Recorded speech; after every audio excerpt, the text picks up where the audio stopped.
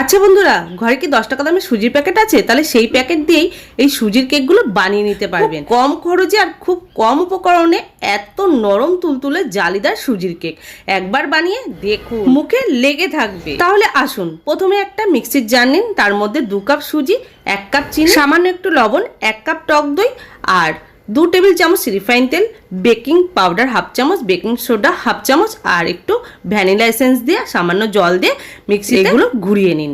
তারপর 3টে বাটি নিয়ে নিন, তার মধ্যে সামান্য পরিমাণে রিফাইন তেল দিয়ে ব্রাশ করে নিন। তারপর যে ব্যাটারটা তৈরি করা ছিল সেই ব্যাটারটা বাটির মধ্যে অল্প অল্প করে দিয়ে বাটিটা একটু ঝাঁকিয়ে নিন।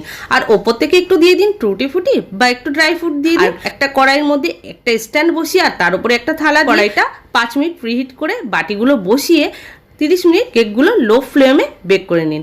আর কেকগুলো বেক করা হয়ে গেছে, কেকগুলো নামিয়ে নিচ্ছি। আর দেখুন কতটা নরম হয়েছে আর হেভি স্পঞ্জি।